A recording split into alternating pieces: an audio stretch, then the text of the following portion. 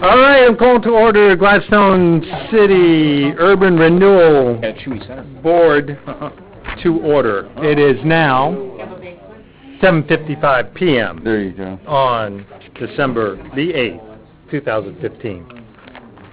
Please lead us off, Ross. Yes, sir. No agenda additions or corrections. Business from the audience for urban renewal? We don't have any. Okay. How about approval of the 9th minutes? How are we doing there?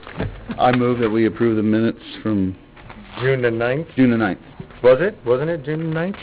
Yes, 2015. I'll second that. Okay, motion was made by Council Reisner to approve the minutes, seconded by Council McMahon. Any discussion? Okay, the approval, all in favor of approving the minutes from June the 9th, 2015, say aye. Aye. All opposed? Okay, minutes have been approved. I'm having a hard time finding where we're at. Under tab number 14. So we just did 14. 13, excuse me, tab number, turn behind tab 13 and one more page. It's the green page. For the agenda. Oh, that's the consent agenda. Aren't we up to 15 yet? Agenda. On 15. I think we're at 15. No, okay, here we go. All right, no wonder why I was having a hard time tracking. Okay. Regular agenda item number 15, creation of Gladstone Urban Renewal Advisory Committee. Yes, sir. This came as a result of a council meeting in November, and you guys asked if I would pull together a Urban Renewal Advisory Committee to help you advise the Urban Renewal District. So you've got the proposed committee and what the makeup is. I guess I'm looking for your wisdom right now in terms of any changes that you might have and authorization to go forth and open up a committee to do this. With this being a new advisory committee, does this need to be done by motion, consensus, or?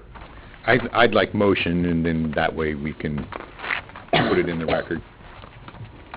I'd like to make a motion that we approve agenda item number 15, Urban Renewal Advisory Committee. I'll second that.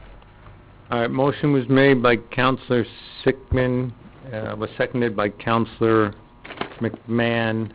Discussion?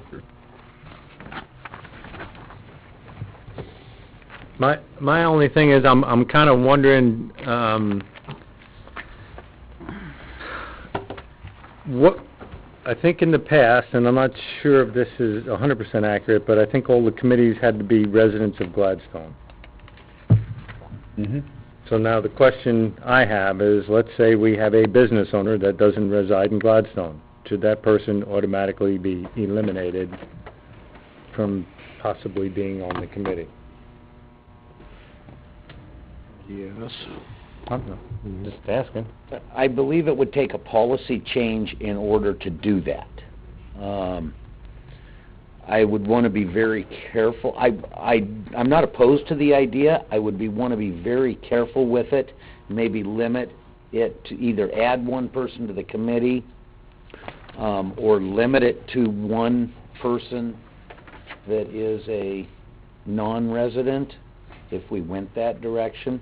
I think there's some good people out there, but this is for the residents of our city.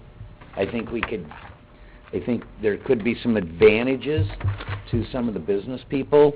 Not an advantage to the business people. It could be an advantage to have, as you mentioned when we talked about this earlier, someone like L.B. Day. We've got a lot of really good business people in this community that might not be bad to have as part of it. But you certainly want to be very careful and remember that this is a citizens committee. I think it would be better to continue this discussion in the council retreat. Sounds like something that might take a little more time, and that we should continue to follow by residents only for the time being. Okay. Well, makes sense.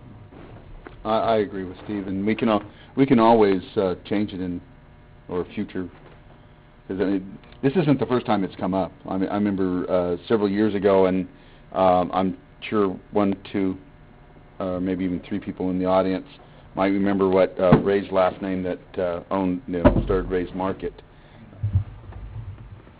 Market, I think? Yeah, Ray's Market. Yeah, his last name was Market. Just happened to be the same.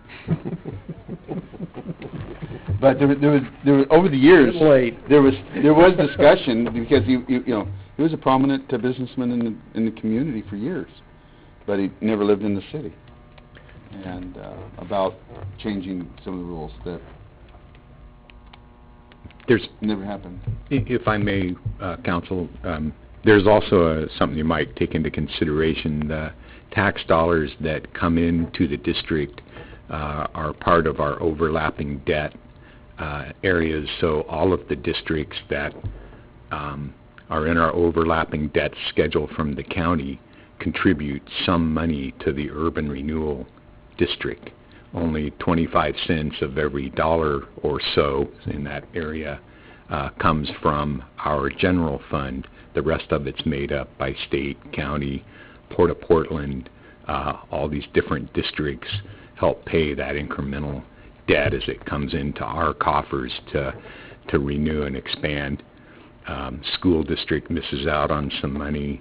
I don't know your overlapping debt districts, but there are several, so that's another thing to consider. I'm not saying you should change anything tonight. I like residency, like Councilor Johnson said at this time, because that's what you've always done, but as you go forward and talk about that, you might consider that as well.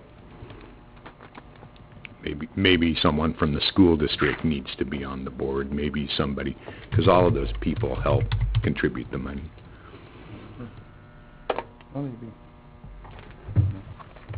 Any other discussion on it? Okay, so the motion was made, was seconded. We've had our discussion. All in favor of approving the Urban Renewal Advisory Committee staff report, say aye. Aye. All opposed? Okay. The staff report advisory committee has been approved. I think. Can you send us back to the regular meeting and adjourn? Okay, we are recessing now. We're leaving the... You adjourned. I'm adjourning the Urban Renewal Board meeting and recessing back to the regular meeting. And now we're done. We're going into executive session. Oh, that's right, we got an executive session tonight. All right. The regular agenda meeting is adjourned. Thank you and good night. We are now going to go to executive session.